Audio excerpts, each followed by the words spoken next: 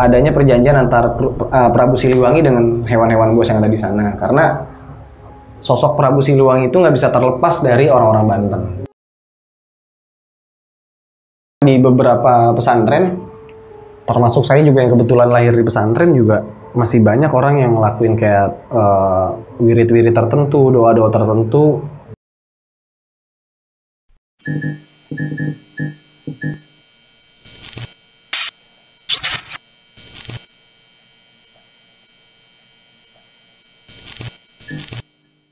Assalamualaikum warahmatullahi wabarakatuh. Kembali lagi bersama gua Sherly di Diary Neng Sherly. Kumaha daramang sadayana. Semoga kalian selalu sehat dan selalu dilindungi oleh Allah Subhanahu wa taala. Amin ya rabbal alamin. Kali ini gua kedatangan narasumber yang satu kampung sama gua. Bukan satu kampung sih, kayak satu daerah sama gua, dan gue seneng banget nih jadi bisa ngobrol-ngobrol gitu. Dan narasumber gue ini akan menceritakan sejarah atau budaya dari Banten.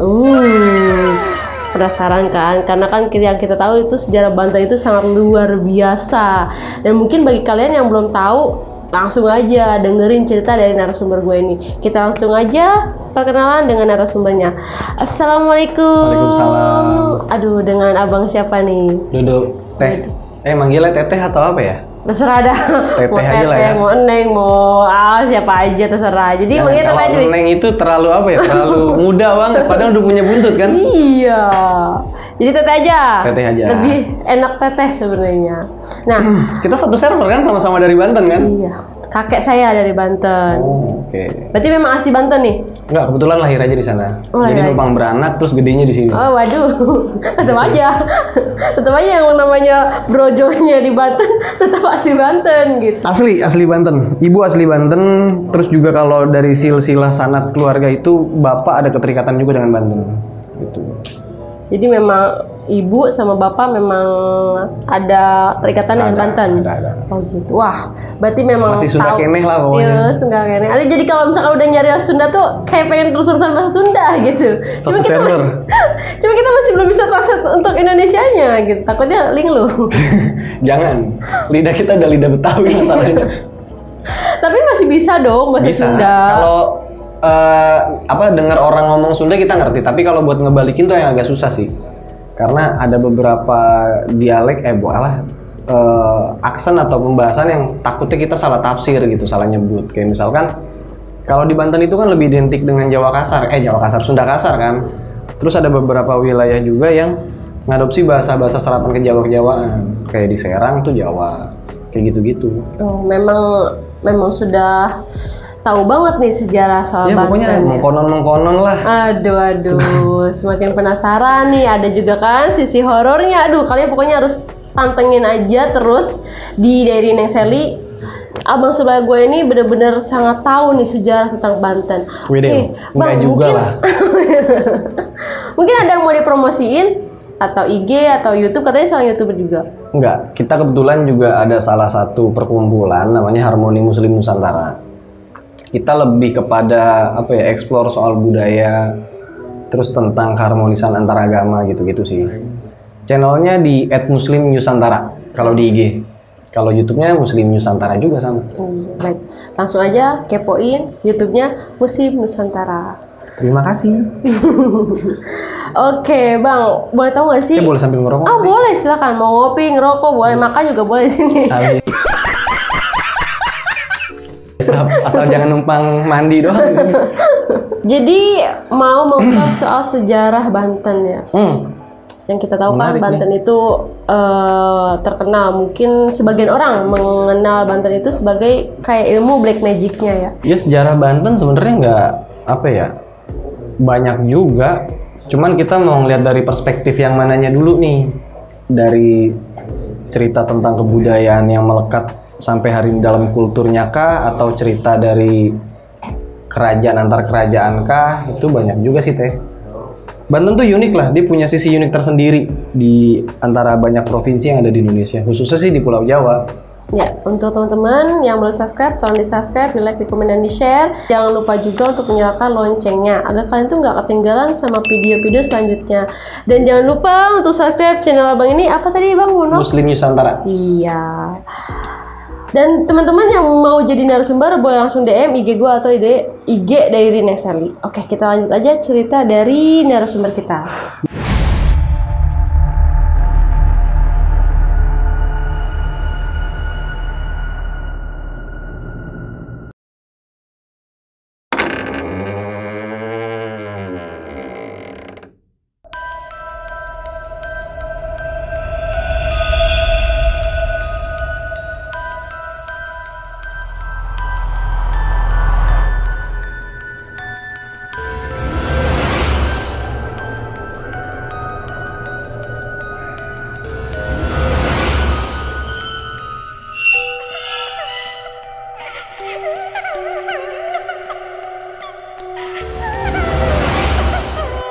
Jadi kayak misalkan ada kebudayaan yang mungkin dianggap horor ya, mungkin dianggap satu hal yang bisa dibilang tabu, terus bisa dilihat dari sisi uniknya juga. Kayak tadi kan Tete di awal udah langsung nyinggung black magic tuh, padahal kayaknya setiap daerah ada deh, cuman tergantung orang nangkep sama apa ya, nilai apakah ini sosok apa? Apakah ini salah satu sisi dari black magic atau bukan, tergantung lagi. Artinya tergantung cara orang memandang, cara orang menilai juga kan gitu. Kebudayaan di Banten itu lebih kepada apa ya? Jadi salah satu simbol dari salah satu guru budaya saya itu, dulu saya pernah ditanya tentang konsep kemanusiaan. Jadi kalau di Banten itu lebih kepada memegang falsafah yang dikatakan manusia itu sebenarnya yang dibilang mananusia. Mananusia itu maksudnya yang mana yang elu gitu loh, yang lebih bisa membumi dan bisa memposisikan bahwa diri kita ini manusia gitu loh.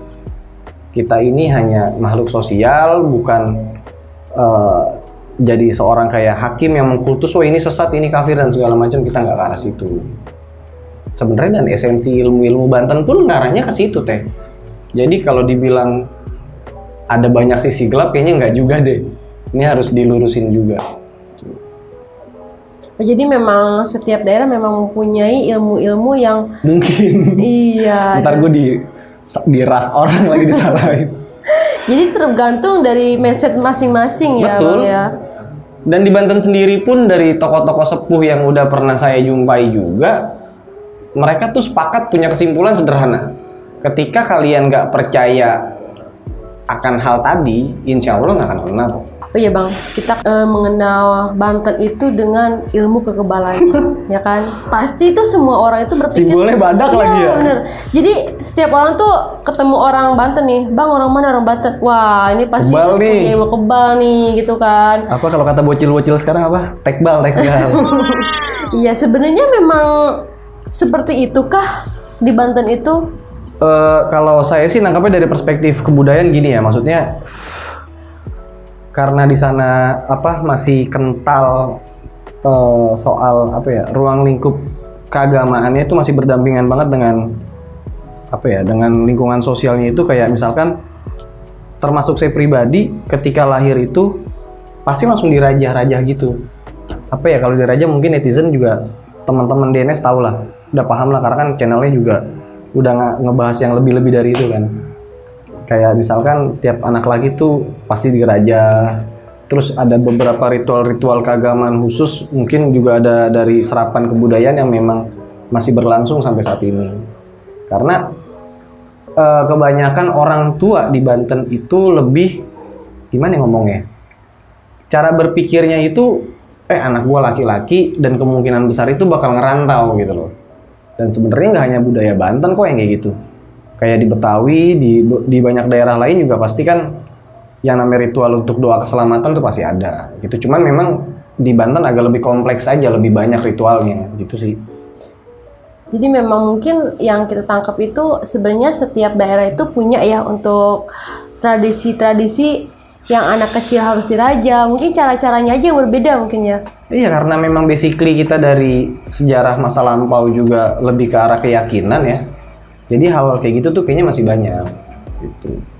Oh jadi di Banten, mungkin bukan di Banten aja gitu. Jadi setiap anak kecil itu sudah tradisinya itu harus dirajah dulu. Sebenarnya untuk tujuan untuk keselamatan ya Bang. Betul. Jadi karena mungkin mindset orang tuanya ini anak laki-laki itu kan harus keluar dari daerahnya Betul. untuk mencari nafkah atau apapun, dan itu untuk keselamatan anaknya. Si anak itu tadi. Iya. Dan mungkin kalau misalkan yang melenceng itu yang mempergunakan ilmu itu yang kurang baik. Betul. Karena banyak juga, dan itu juga terbangun dari apa ya, dari ya balik lagi ke sosialnya tadi. Mungkin di circle-nya mereka itu ya tadi orang banyak yang nangkep, oh ini Banten nih kebal nih dan segala macem. Padahal ya nggak gitu juga. Sekebal-kebalnya orang percaya deh, sampai hari ini yang namanya orang Banten kalah sama bini udah. Kok nggak dihabisin? Omongan Bebe bikin papa nggak enak makan. Habisin! Itu selesai. Itu bisa dikonfirmasi ke banyak orang Banten kan? Ya benar. Seperti apa saya? Kalau udah sama Umi, udah tunduk langsung. Gitu. Termasuk saya juga pribadi juga begitu, dan harus saya akui. Tapi Bang, Abang pernah nggak sih ngelihat budaya-budaya Banten tuh kan banyak tuh yang kayak dia atraksi-atraksi Oh, yang seni dia- debus.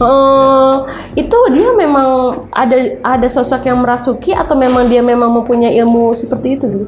Itu sih kalau kita lebih ke arah yang rasional lagi sebenarnya cuman kayak olah batin, olah nafas gitu sih. Lebih kepada apa ya? Ya susah juga kalau kita coba mentafsirkan satu keyakinan itu kan agak berbeda pasti. Satu keyakinan seseorang A dengan yang lainnya pasti kan beda. Cuman gimana ya? Itu bagian udah dari tradisi yang udah kebentuk.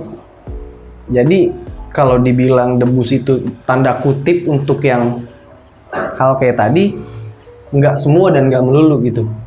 Kalau menurut saya, karena ada beberapa teman saya juga yang dia nggak sadar, dia nggak tahu. Contoh kayak misalkan, mungkin juga ntar nih orang bakalan komen kali, bakalan nonton.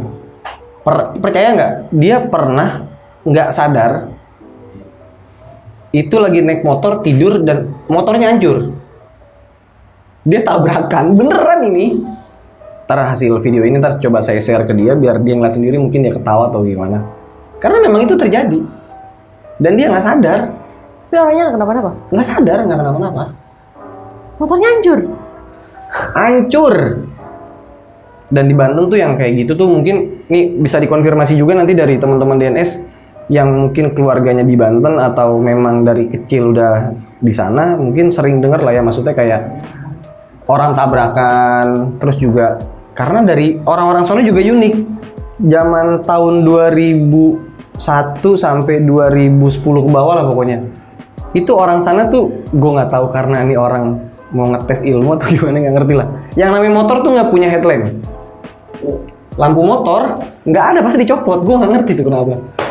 Dan naik motornya pasti ngaco. Kayak gitu. Dan sampai sekarang juga masih banyak ditemuin sih yang begitu. Aduh, luar biasa sih memang ya. Karena saya juga ada keturunan Banten, jadi sedikit tahu sih sebenarnya. Cuma kalau untuk sejarah Bantennya itu masih minim gitu. Makanya saya mau nanya-nanya nih sama. Ya saya juga pernah nanya sih, lu kenapa sih kok motor lu nggak dipakein lampu kayak gitu? Dia bilang masuk akal sih. Dia bilang dia menghormati orang yang ada di depannya, khawatir nanti kena lampu silo, makanya dimatiin atau dicopot. Cuman kan konsepnya nggak begitu juga, Mali. Iya. Kita malah Kita yang kaget kan, tahu-tahu ada motor. Oh itu orang Tangerang, orang apa Serang, apalagi orang Malimping ke Pandeglang. Waduh, itu masih banyak banget. Asli masih banyak yang kayak gitu. Tapi Bang, kalau misalkan di Banten itu memang hampir semuanya punya kemampuan, atau kalau dulu kan memang terkenal kan hampir semuanya ya mempunyai ilmu-ilmu yang seperti itu gitu, yang memang orang Banten itu punya gitu. Tapi kalau sekarang itu menurut Abang gimana tuh? Dari dulu sampai sekarang itu ada perubahan nggak sih? Kayaknya enggak deh, karena di beberapa pesantren, termasuk saya juga yang kebetulan lahir di pesantren, juga masih banyak orang yang ngelakuin kayak wirid-wirid tertentu, doa-doa tertentu dengan tujuan-tujuan tertentu pun masih banyak. Kayaknya hal kayak gitu untuk dipisahkan dengan Banten, apalagi udah terbangun image sosial bahwa Banten ini punya ilmu dan segala macam, kayaknya itu nggak bakal bisa lepas deh. Itu udah jadi tradisi. Ya gimana? Sekarang debus aja udah dianggap sebagai warisan budayanya mereka kan? Gitu sih teh. Kalau itu, Abang tahu nggak sih kalau misalkan debus-debus itu dia harus melakukan ritual-ritual gitu atau kayak gimana?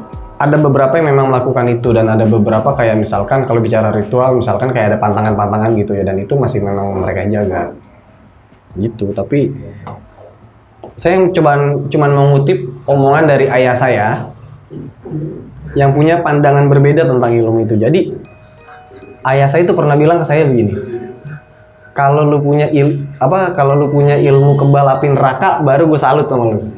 Kalau cuma ilmu kebal-kebal begitu tapi masih takut sama bini, ya udahlah nggak usah lah gitu.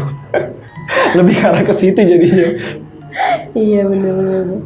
Nah, di sini kan lagi marak-maraknya soal persantetan nih bang. Itu lagi hype sih emang. Iya bener. Karena kan kemarin juga, aduh ini yang diceritain kok santet lagi gitu. Di Banten pun ya nggak menutup kemungkinan ada ya santet itu seperti itu ada kan. Tapi saya tidak membenarkan santet di sini. Iya, memang tidak benar, emang sangat tidak benar banget gitu. Cuman pengen mengutik gitu. Kalau santet itu memang berarti dia itu mempunyai ilmu kurang baik ya, kayak ilmu hitam gitu ya bang ya. Sebenarnya gini sih Teh, kalau bicara ilmu itu kan memang termasuk saya pribadi, mungkin di kebanyakan anak-anak Banten lainnya pun pasti punya yang namanya ilmu perlindungan, baik dari doa-doa harian, zikir-zikir setelah sholat dan segala macam. Memang ada yang eksplisit gitu, kayak doa-doa tertentu yang memang lebih mengarah kepada keselamatan, perlindungan dan sejenisnya. Nah, kalau dari sisi santet sendiri saya juga nggak begitu paham. Tapi kalau yang udah kayak misalkan, mungkin Teteh pernah dengar nggak kayak ada orang, ini orang kayaknya nggak bisa disantet deh, kok berbalik mulu gitu loh. Nah mungkin saya lebih cocok dengan yang penjelasan tadi itu. Jadi mungkin bukan santet, tapi ketika orang Banten khususnya, coba di kayak doa-doa harian yang biasa kita baca, mungkin ya itu bagian dari perlindungan kita. Jadi bukannya kita yang lebih dulu sih. Kalau di Banten sendiri sampai saat ini saya belum pernah dengar tuh, maksudnya dari beberapa orang yang saya temui itu kayak ngajarin ilmu-ilmu untuk kejahatan kayak gitu tuh nggak ada. Mungkin beda circle, tapi kita nggak tahu juga. Gitu sih Teh. Dan banyak nih bang yang nanya katanya, Mbak, kalau orang ngirim santet dari Banten itu harus disembuhin dari orang Banten juga, itu bener nggak sih kayak gitu? Mungkin ada benernya, tapi nggak melulu saya setuju dengan pernyataan itu. Tapi karena di Banten sendiri kayak pantangan banget buat nyumpain orang, karena kalau kata orang tua zaman dulu tuh, hati-hati kalau ngomong ntar suka jadi gitu loh. Mungkin karena itu kali, tapi sebenarnya nggak juga. Balik lagi ke individunya sih, kalau misalkan individunya nggak aneh-aneh, insya Allah nggak akan aneh-aneh juga. Dan Banten nggak sehoror dan seklinik yang kalian bayangin juga. Iya, makanya kita mengklarifikasi ya. Kalau Banten itu yang nggak seburuk yang kalian pikir, bukan buruk ya, maksudnya mindset kalian tuh tentang Banten tuh ya harus dirubah. Betul. Gitu. Jadi jangan berpikir kalau orang Banten itu selalu punya ilmu kebal, ilmu yang kurang bagus gitu. Bahkan mereka tuh sebenarnya punya ilmu itu untuk jaga diri mereka masing-masing ya. Dan yang menyalahgunakan lah yang memang kurang baik gitu. Dan sangat welcome di Bantennya itu, saking sangat welcome-nya itu, di Banten itu yang namanya tradisi selamatan, menjamu tamu itu, waduh. Mungkin orang Banten nih, coba ntar pada komen deh, bener nggak sih kalau ada tamu itu kita pasti ngasih nasi nih? Percaya nggak? Tiap ada tahlilan, tiap ada kayak acara-acara selamatan gitu tuh, nasi nggak pakai piring Teh.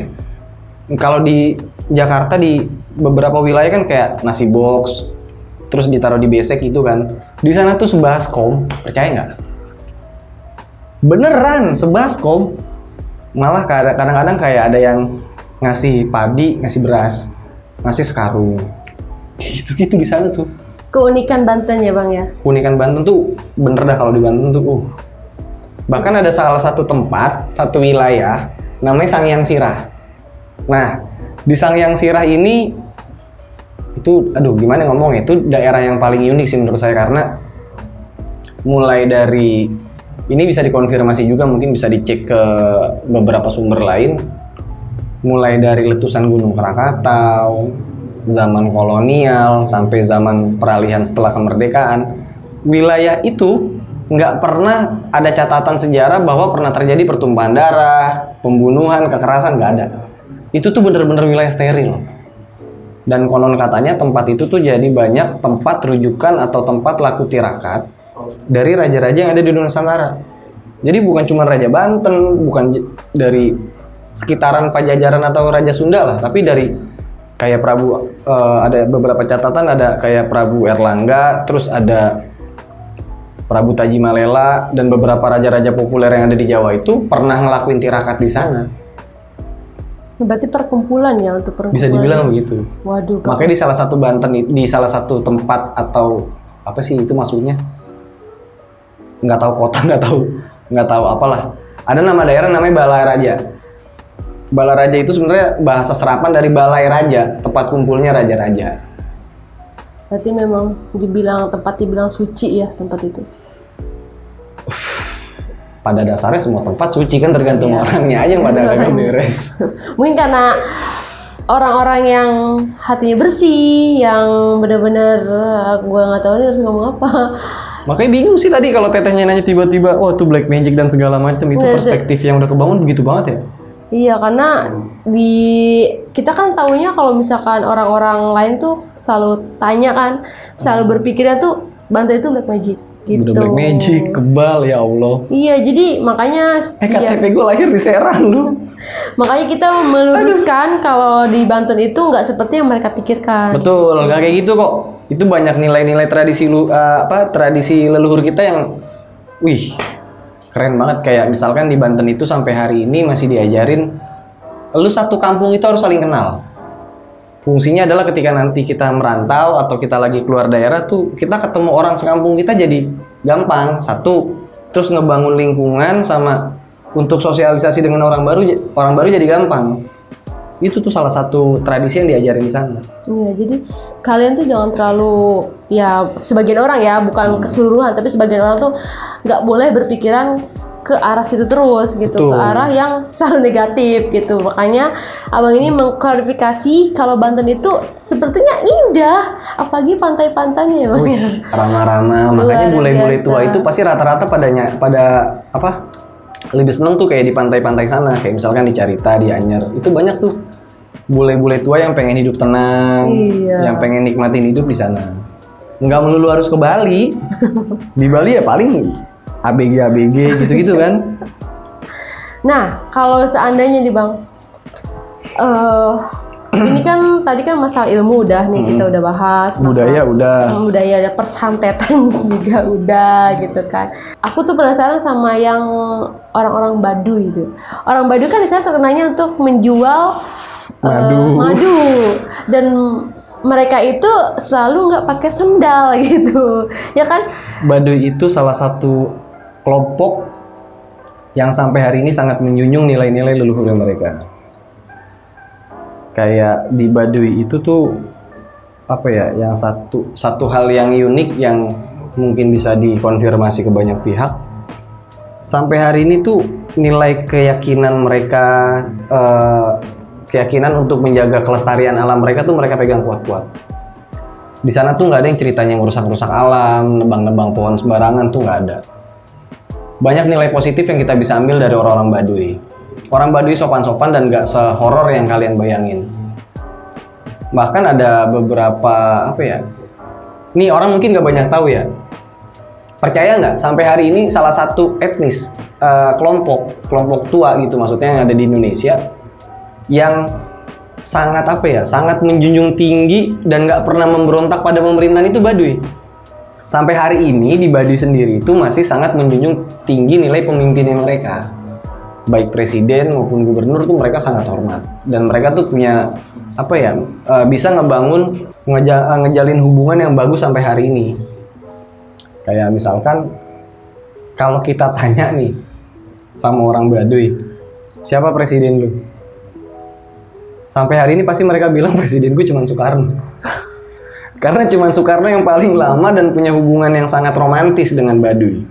Dan beberapa orang dari suku dalam Baduy itu sudah beberapa kali bisa dicek di sejarah maupun lewat googling juga nanti bisa dicek deh.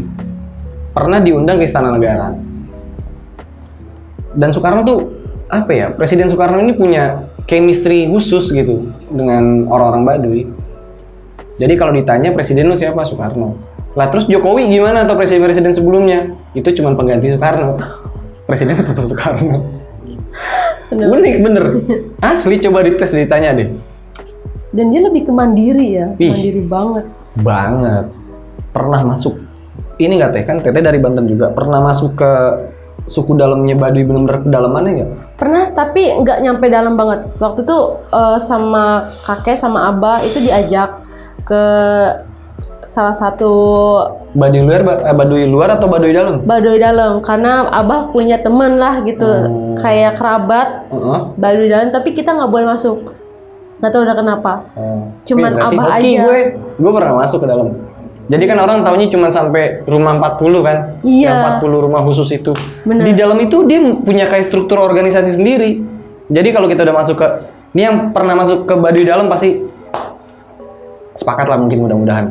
Jadi di dalam itu nanti lu dari 40 rumah tadi diperkecil dengan kayak ada 7 rumah yang lebih dihormatin. Terus lama-lama mengecil 3 sampai kepala suku. Iya, benar. Kayak ada strukturnya gitu ya. Nah itu udah nggak bisa dibicarain pakai logis lah. Pokoknya kalau udah sampai ke dalam tuh cerita-cerita konyol lah pokoknya lah. Gue mau cerita pun susah gitu. Karena ini di luar nalar. Memang kalau misalkan kita ke sana itu hal di luar nalar itu ya memang bakal ada terjadi, dan kayak Karena tadi mereka masih memegang erat-erat keyakinan leluhur mereka gitu loh. Beneran unik. dan nggak seburuk yang karena mungkin karena penampilan ya. Karena penampilan yang kalau pada saat ini kan sekarang kan penampilan itu terlihat banget kan. Iya. Orang-orang kan selalu melihat dari penampilan dulu kan kayak gitu. Jadi mungkin karena penampilan yang membuat mereka tuh terlalu wah orang Baduy ini gitu. Padahal mah enggak. Orang Baduy ramah-ramah loh. Iya, kalau kalian dekat, kalau kalian lebih tahu Baduy itu seperti apa, bisa bener-bener kayak saudara dekat ya. Kayak gitu. Dan kenapa mereka itu selalu jual madu, Bang? Tahu nggak? Bukan cuma madu sebenarnya Karena mereka kan jual. yang kita tahu kan sejarahnya itu Iya, banyak. orang Baduy itu selalu yang kita tahu tuh selalu Pada jual prinsipnya Baduy. gini, orang Baduy. Nah, ini mungkin bisa jadi insight baru. Jadi mana yang Baduy asli, mana yang Baduy Nah, Baduyan. iya benar itu. Gini, Baduy itu bukan jualan madu. Jadi kalau dia lagi keluar itu, misalkan kita nemuin orang Baduy, misalkan di Jakarta gitu, itu udah impossible banget lah. Maksudnya bukan nggak mungkin dia orang Baduy, mungkin dia bener orang Baduy, tapi bukan yang Baduy secara harfiah yang Iya. kita maksud. Jadi kenapa dia harus jual itu? Karena dia nggak ngerti apa ya. Di Baduy itu masih barter, percaya nggak teh? Dia tuh nggak kenal duit Baduy itu. Bener, jadi kayak misalkan dalam keadaan tertentu mungkin karena dia yang barang yang dia bawa mungkin kebetulan pada saat itu madu atau yang tersisa madu, karena dia butuh ongkos mungkin untuk pulang dan segala macam ya dia ditukar gitu loh, dijual. Kalau bahasa kita kan dijual. Padahal orang Baduy, bener-bener Baduy yang dalam itu ketika dia keluar, dia pasti bawa misi tertentu. Misalkan dia harus nemuin tokoh A atau tokoh B gitu loh. Nah karena mohon maaf tanda kutip di sana itu masih cara berpikirnya barter. Jadi dia bawa nih kira-kira barang apa nih yang kemungkinan besar laku di pasaran gitu loh. Dan itu nanti ditukar untuk keperluan bekal dia di jalan. Sebenarnya gitu, bukan yang orang Baduy jualan madu, enggak. Di sana tuh masih pakai konsep yang tukar-tukeran gitu loh teh.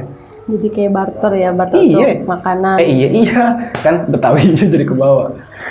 Sorry gengs. Oh, Maklum gitu. lama di Betawi gitu. Baru tahu nih Baduy itu bukan hanya barter untuk madu aja gitu. Ternyata memang Enggak, apa yang aja. lain juga. Mungkin karena ketemunya Baduy Madu. yang madu jadi kita Dan biasanya- orang udah kebangun nih, Iya, orang Baduy benar. jualan madu, jadi banyak orang yang Baduy-Baduyan Iya gitu. bawa madu. Dan orang Baduy itu sebenarnya kan nggak pernah pakai sendal ya. Enggak, itu bener. Dan beberapa kali mungkin kalau misalkan Teteh atau teman-teman DNS pernah lihat, cuman orang Baduy yang boleh jalan kaki di tol. Bener gak? Enggak, ini gue yakin pasti ini netizen banyak yang pernah ngeliat. Dia punya apa ya? Dia satu, dia nggak ngebelot ke pemerintah, dia ngedukung pemerintah, taat sama pemerintah. Cuman ya tadi, mungkin dia nggak tahu kalau ini jalan tol khusus untuk kendaraan roda 4. Jadi ya dipikir, oh ini ada jalan, ya udah aing lempang baik gitu loh maksudnya. Tapi itu kita benar-benar harus menjaga ya, Wih. menjaga budayanya mereka, karena sampai saat ini mereka tuh masih benar-benar kekeh banget, masih benar-benar menjaga banget kebudayaan Banget. mereka gitu. Dan penasaran nih sebenarnya Baduy sama orang Bantai itu sebenarnya sama atau bukan sih, Bang? Bisa dibilang sebenarnya bukannya sama ya, tapi Baduy itu kan sebenarnya dari abdi setia dari Prabu Siliwangi yang kebetulan melarikan diri ke arah Banten, dan dia bikin satu kelompok tertentu yang tinggal dalam kampung tertentu aja sih. Karena memang pada saat itu, jangankan pada saat itu, sampai hari ini ada beberapa wilayah yang memang belum terjamah banyak orang gitu. Mungkin ada, nggak tahu lah, mungkin itu punya nilai tertentu lah, walaupun kepala suku pernah nyebutin itu, cuman saya nggak berani jawab itu. Tapi yang jelas di Baduy itu, ya Allah, bener deh kalau sampai ada tamu nih yang sampai masuk ke dalam, ke suku Baduy dalam tadi yang 40 rumah itu udah dijamin nggak boleh terluka, nggak boleh takut, pokoknya nggak boleh terjadi sesuatu hal yang tidak diinginkan kepada tamu. Oh, itu dijaga bener-bener sama mereka. Wah, luar biasa. Mereka komit banget. Asli. Teman-teman yang udah pernah ngerasain masuk ke suku dalam Baduy itu mungkin banyak yang bisa explore lah nanti, baik di kolom komentar maupun mungkin ntar kapan-kapan gantian lah jadi narsum. Di sana tuh hal-hal yang di luar dugaan atau buah-buah langka masih ada. Masih ada. Seperti apa tuh? Aduh, apa ya? Kalau di sini tuh dibilang gohok, di sono masih ada. Tahu gohok nggak? Yang kayak anggur tapi bukan anggur. Coklat deh, coklat, pohon coklat di sana masih ada. Terus pohon udah apa langka lagi ya? banget itu pohon coklat. Di sana masih banyak banget. Terus pohon, aduh, kopi jelas ada. Kopi, coklat, apalagi ya yang mungkin udah jarang ditemuin di kota-kota besar ya, kayak misalkan apa ya, kalau aren familiar lah. Pokoknya banyak hal-hal yang kalian nggak duga-duga, kayak misalkan, loh kok di sini ada gitu loh. Kalian bakal bingung sendiri. Dan ramahnya Masya Allah. Wih, pet top lah buat Baduy. Bener, kita sendiri pun yang lahir di Banten, kalau di apa ya namanya, dibandingkan tentang keadaban, maksudnya tentang tata krama atau akhlak, mereka kayaknya lebih unggul deh. Beneran, mereka lebih unggul. Mereka tuh nggak bisa yang namanya kencing sembarangan, terus buang ludah sembarangan. Itu tuh mereka tuh ngejaga bener-bener kayak gitu. Bayangin aja, untuk ngeludah ke bumi aja mereka tuh pantangan. Itu di Baduy. Nah, itu kalau misalkan ada orang lain nih mau bertamu ke Baduy itu ada persyaratan kah, atau ada harus izin sama sesepuh di sana atau bagaimana? Boleh nggak sih, Bang? Kalau izin sih kayaknya memang harus ya. Maksudnya kan nanti juga dari Baduy luar juga udah ngasih rambu-rambu lah. Tapi kalau persyaratan khusus sih enggak. Mungkin mereka memang masih agak tabu dan agak, kalau ngeliat kamera tuh mau difoto atau divideoin, memang mereka agak ngejaga itu. Karena memang ada beberapa hal atau ada beberapa aspek yang memang masih dirahasiakan sama mereka. Tujuannya sederhana, mereka cuma berkeinginan bahwa alam mereka jangan dirusak. Yang dikhawatirkan nanti ketika mereka tereksplor, orang jadi banyak penasaran kan. Ini gue ngomong begini juga ntar salah lagi, jadi maafin ya. Mungkin ntar jadi orang pengen, aku pengen ke Baduy deh, gue pengen ini, pengen itu, dan segala macem. Nah, itu yang dikhawatirin sama kelompok 40 tadi, biar alam mereka tetap dijaga gitu. Oh iya, bener sih kayak gitu. Nah, itu kan udah masalah Baduy ini ya kan. Sebenarnya masih banyak nih sejarah ataupun tentang Banten itu masih banyak banget, cuman kita akan mengarah ke horornya.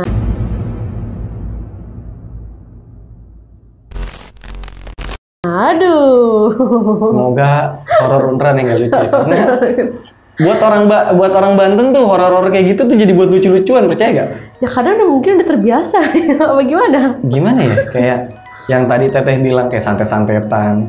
Itu tuh buat kita cuma jadi, itu tuh apaan tuh, gitu-gitu doang udah. Jadi nggak ada kayak cerita-cerita horor beneran. Nggak ada. Kayak Balaspati itu ada kali di sana ada. Kan? Nah itu orang-orang sana tuh kayak biasa aja gitu ngeliat. Gini deh, nggak usah orang sono, orang sini aja deh sekarang. Kayak konten beberapa hari yang lalu yang sempat viral di TikTok tuh, ada Balaspati lewat di videoin kan. Iya sih. Makanya buat gue tuh hal-hal kayak gitu tuh horornya di mana gitu loh. Jadi agak bingung. Kayak misalkan apa ya? Orang-orang dekat gue mungkin tahu ya, maksudnya agak ada beda sedikit dari anakku tuh. Jadi anakku tuh kadang-kadang kalau di tempat-tempat yang kayak gitu, dia suka ngomong sendiri, suka bilang, ayah tuh ada ini itu dan segala macem.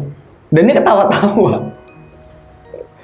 Jadi bukan hal yang horor gimana gitu. Ya takut tapi malah ketawa gitu. Iya, malah jadi buat lucu-lucuan kalau buat kita ya, maksudnya nggak tahu yang lain. Mungkin ada sisi horornya juga, banyak juga sih.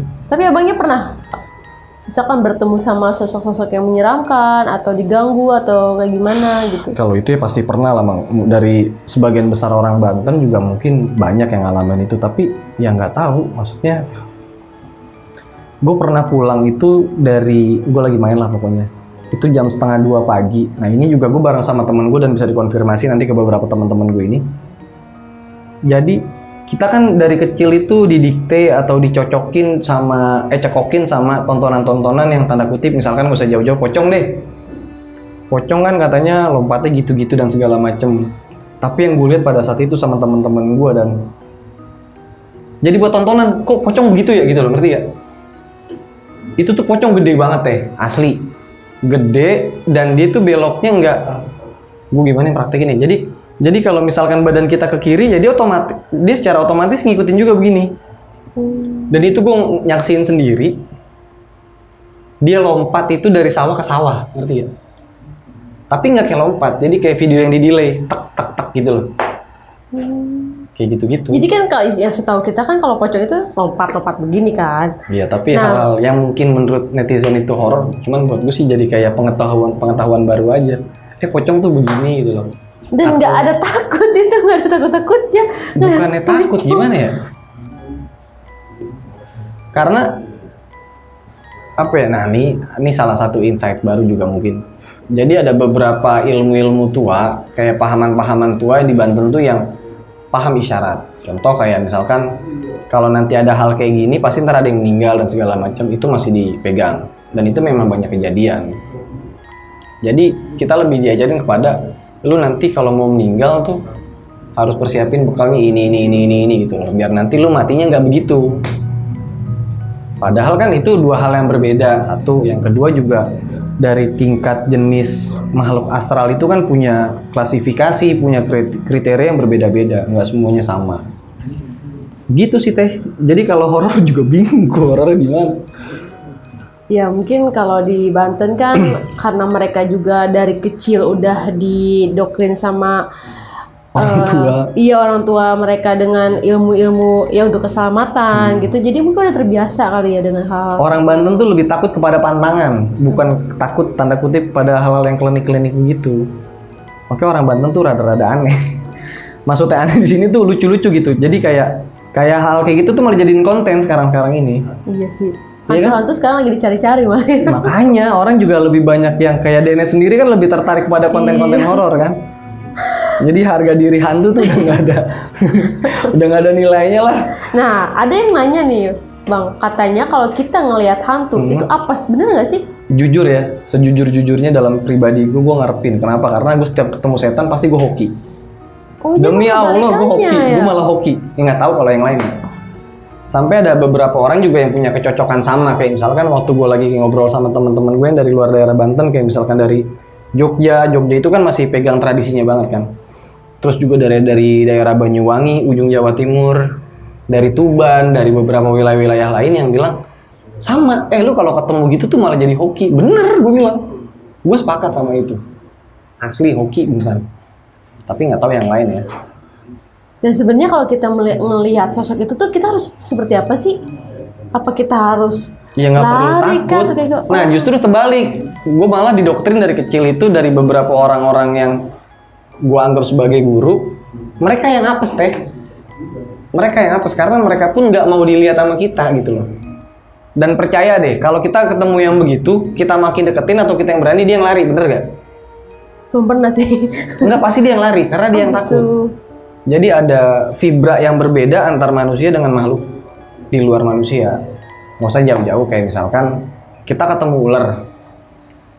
Nah, gue tuh diajarin sama keluarga yang di Banten itu, kalau ketemu ular jangan lari, kita diem aja. Karena kalau kita diem, kita liatin begini, lama-lama dia yang lari kok. Gitu. Terus juga kayak misalkan ada beberapa wilayah yang memang kayak masih ada hewan-hewan buasnya, dan itu terbukti bener. Dia nggak akan nyerang kita kok. Ya nggak tahu ya, mungkin di daerah lain nggak tahu. Tapi kalau di Banten sendiri, kita diajarin itu kalau untuk ketemu yang tanda kutip tadi, kita nggak usah lari, malah dia yang lari. Bahkan kalau kita googling beberapa contoh foto dokumentasi pemburu-buruan gitu, pasti orang banyak yang nampilin beberapa contoh kayak misalkan orang nangkep buaya gede di Malimping atau nangkep harimau di daerah-daerah Banten. Iya memang bener. Mereka tuh juga ogah ketemu kita, jangankan setan, macan aja ogah. Nah itu ada nilai historisnya tuh, mungkin ada beberapa sejarah kebudayaan atau cerita-cerita masa lalu yang mengkait-kaitkan adanya perjanjian antara Prabu Siliwangi dengan hewan-hewan buas yang ada di sana. Karena sosok Prabu Siliwangi itu nggak bisa terlepas dari orang-orang Banten. Ya tapi jangan sesekali kalian mencoba ya. Ya, jangan Kalian juga. malah nyari-nyari ya kan. Jangan cari penyakit. Nah itu pantangan orang Banten tuh. Orang Banten nggak mau cari penyakit. Iya, kita juga harus tahu dulu nih step by step kayak gimana, cara-caranya kayak gimana. Jangan lo datang ke hutan nyari-nyari harimau ya, tetap aja. Tapi udah nggak ada harimau di sana. Kayak gitu kan. Nah, kalau misalkan soal hantu nih, kan kalau di Bali nih terkenalnya leak. dengan leak ya. Terus kalau di Banten ini terkenalnya dengan apa sih, Bang? Banyak hal, tapi kalau lebih yang sering kita denger itu, yang pernah gue alamin pribadi juga kayak sejenis apa ya, yang familiar dengan orang-orang kota apa ya? Dibilang genderuwo kali ya, karena di sana tuh dibilangnya buto. Buto tuh apa ya? Ya genderuwo lah. Pokoknya sosok gede tinggi yang rupanya udah nggak jelas. Sebenarnya mereka pun jinak sama manusia dan mereka pun bisa disuruh-suruh. Karena kalau kita flashback ke histori masa lalu nenek moyang kita, mereka itu memang pesuruh kan. Iya benar. Jadi ngapain kita harus takut gitu loh. Tergantung orang lain ya, Iya. orang itu yang memang bisa kita yang bisa nyuruh atau sosok itu nyuruh kita. Itu tergantung kadar keimanan seseorang. Makanya di Banten itu kan lebih kepada nilai-nilai agama dan kebudayaan itu diserap. Budaya itu dijadikan infrastruktur untuk memperkuat, mempertebal keyakinan keagamaan tanpa menyinggung agama yang lain. Mereka tuh di sana guyup, rukun. Nah, ini masih penasaran banget nih sama sosok hantu-hantu gitu ataupun soal pesantetan. Nah, kita balik lagi nih Bang ke santet nih. Cara menangkal santet itu seperti apa sih? Banyak cara, tapi gue masih pakai ilmu yang diajarin sama orang tua zaman dulu. Jadi contoh sederhana, nggak usah yang sebenarnya tuh dari beberapa ilmu dan contoh-contoh yang dikasih sama orang tua kita itu lebih kepada ngelatih otak kita sih sebenarnya. Mindset kita tuh bahwa kita harus berpikir rasional, kita harus berpikir realistis dan segala macam. Contoh, dulu tuh gue tiap bangun tidur, kalau kata nenek-nenek gue zaman dulu, gue cuma mau info sedikit doang. Jadi, gue punya nenek nih, gue punya ibu gue punya ibu lagi, ibunya punya ibu lagi dan masih hidup. Masih hidup. Masih sampai sekarang? Masih, jadi gue jatuhnya bebuyut ya berarti ya. Jadi Cicit. enggak, cicit Apa bener ya? Ya pokoknya itulah. Jadi ketika dia ketemu sama anak gue, malah dia berdua ini nyambung. Berarti kan dia udah keturunan keberapa tuh? Jadi dari ibunya nenek, ibu gua, anak gua kan. Nah itu nyambung, berarti berapa tuh? Ibunya nenek, ibu gue, anak gue. 5 berarti. 5 generasi. Dan saking banyaknya tuh dia bingung, nih siapa lu siapa gitu. Ya kaget aja maksudnya, ya ini cucu Uyut juga gitu. Dan itu kalau boleh tahu umurnya udah berapa? Ya nggak jelas, orang zaman dulu itu lahir nggak pernah tercatat mungkin, nggak punya KTP dan asal tembak aja. Iya benar. Nah dia tuh selalu ngajarin, dibiasain kalau kita pulang ke rumah itu cuci tangan, cuci kaki dulu di luar. Jadi jauh sebelum pandemi dia tuh udah ngajarin. Karena mungkin ada beberapa pandangan dia yang lebih kepada mungkin menjaga kebersihan dan segala macam. Tapi dia lebih ngedoktrin bahwa orang tua gue dulu ngajarin begitu. Jadi sebelum masuk tuh kalau bisa kita dalam suasana tenang, nggak capek, nggak bawa hawa panas dan nggak ngeganggu dengan aura yang ada di dalam rumah yang harusnya tenang, karena kita pulang kan bisa kadang-kala jadi agak buram gimana gitu. Nah, yang udah kena santet, misalkan nih ada Tadi juga belum gue jawab itu. Iya bener. Coba Jadi, yang santet dulu. Nenek tuh ngajarin kalau bangun tidur usahain salam. Jadi kayak kalau ala-ala bucin bocil sekarang kan selamat pagi dunia tipu-tipu kan kayak gitu. Jadi lebih kepada senyum. Dia tuh ngajarin untuk bangun tidur biasanya usahain senyum. Senyum terus salam, baru baca doa setelah tidur, alhamdulillah dan segala macam. Kayak gitu sih. Jadi untuk menangkal santet itu Iya. seperti itu. Jadi memang kitanya itu ya harus selalu ingat sama yang di atas ya. Entah itu mau tidur, bangun tidur, itu kita harus selalu ceria dan memang harus selalu ingat yang di atas gitu. Maksudnya yang di atas itu Allah Subhanahu wa Ta'ala gitu. Konsep orang Banten tuh lebih kepada kita ini diatur sama Tuhan, bukan kita yang ngatur Tuhan. Jadi kalau kita diatur sama Tuhan itu secara otomatis kita dalam kontrol Tuhan kan. Nah kalau kita sudah dalam kontrol Tuhan, insya Allah kita aman gitu loh. Jadi kalau yang santet-santet kayak gitu, mungkin tadi Teteh di awal-awal bilang ini orang Banten black magic atau susah disantet dan segala macam, karena tadi dia masih megang dan menjunjung tinggi falsafah kebudayaan mereka. Gitu teh. Wah, benar-benar pelajaran yang sangat luar biasa ya ini ya. Banyak banget yang gue nggak tahu sebenarnya. Banyak banget yang saya sendiri nggak tahu gitu. Banten itu memang benar-benar luar biasa kalau kita memang mau menelusuri lebih dalam Banten itu seperti apa gitu. Dan ini yang kalau udah kena santet nih Bang, gimana tuh? Banyak ragam, dan ini balik lagi buat gue ini agak lucu-lucuan karena apa ya, orang yang kena santet di Banten itu sih sejauh yang pribadi saya tahu, kita nggak perlu ritual-ritual khusus untuk nyembuhin itu sih, karena ada beberapa ini mohon maaf bukannya saya tanda kutip mengiyakan yang tadi, tapi lebih kepada ini saksi hidup yang bisa dibuktiin. Artinya kayak ketika misalkan satu keyakinan telah terbangun segitu segitu lamanya dan dia istiqomah melakukan itu, jadi ketika ada orang yang tadi teteh bilang ini orang kena santet dan segala macem, kayaknya gue kalau ngeliatin nenek gue ngobatin orang cuma baca bismillah dan bla bla bla segala macam, selesai deh teh, gitu doang. Jadi kalau kata nenek tuh lo gak usah berpikir lo kena santet, anggap aja santet nggak ada, udah cuman ya kayak misalkan kan ada beberapa hal yang orang kena santet tuh harus dilakuin ini. Kayaknya di buyut gue nggak begitu. Nggak perlu drama-drama kolosal masukin ke dalam botol dan segala macem. Gue banyak belajar filosofi dari nenek buyut gue lah. Banyak. Jadi dia pernah bilang gini, kok ada ya jin dimasukin ke botol gitu. Kalau emang jin bisa dimasukin ke botol, kenapa lu nggak ngebuang jin yang ada dalam diri lu masuk ke dalam botol gitu loh. Jadi kan nggak ada ego, nggak ada emosi dan segala macem. Gitu sih. Jadi kayak ini konten horor loh. Tergantung mindset kitanya ya. Iya nih, aduh sorry ya sahabat-sahabat DNS, gue malah jadi buat lucu-lucuan edukasi sih sebenarnya teh. Iya, edukasi. Jadi nggak perlu aneh-aneh. Berarti tergantung mindset kita. Kalau misalnya mindset kitanya emang berpikirannya, wah gue kena santet nih, berarti memang dari dirinya sendiri ya. Nggak usah santet. Sampai hari ini nenek buyut gue masih ngerokok. Dan udah berapa banyak dokter yang nyuruh dia berhenti ngerokok, dan rata-rata dokter yang meninggal duluan. Luar biasa sampai. Ya ini lelucon aja sih, bukan dalam gue ngajarin kalian buat ngerokok, enggak. Iya. Jangan. Guys, sebenarnya masih banyak banget pertanyaan-pertanyaan yang pengen gue sampaikan, cuman karena waktu juga udah semakin larut, malam ini tuh udah hampir jam 1 malam dan kita nggak sadar ya, padahal rencana kita take itu cuma setengah jam. Ternyata memang kalau misalkan udah mengungkap sejarah tuh udah pengen semuanya aja ya dijelasin. Jadi, gitu. Mohon maaf sobat DNS, bukannya gue ngerasa ngeguruin atau gue kebanyakan ngebacot, jadi ya memang itu yang memang pribadi gue alamin gitu loh. Jadi bukan katanya atau cerita orang gue ceritain lagi, nggak gitu.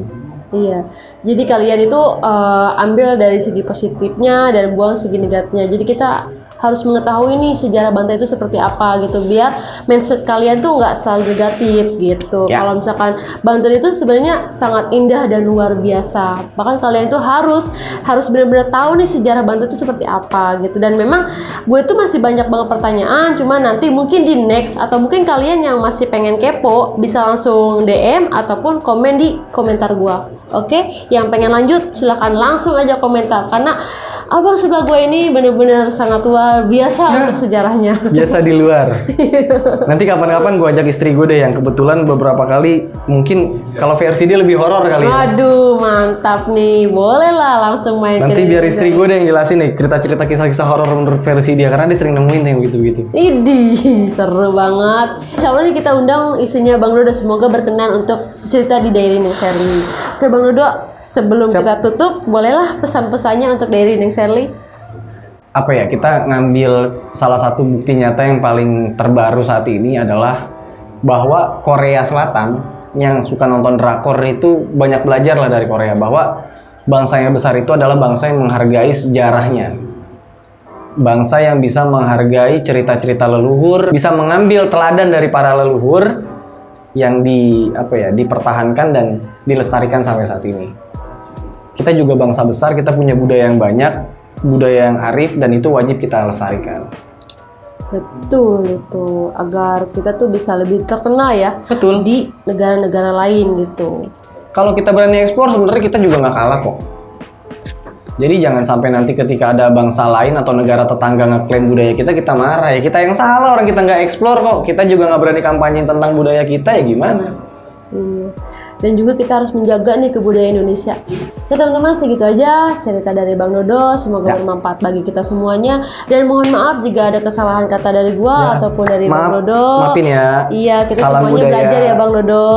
Mohon maaf jika gue juga pertanyaan gue juga masih kurang pase. Boleh langsung aja di komen kalau misalkan masih penasaran dengan ceritanya dari Bang Dodo. Kita ucapin aja Assalamualaikum warahmatullahi wabarakatuh. Waalaikumsalam warahmatullahi wabarakatuh. Terima kasih.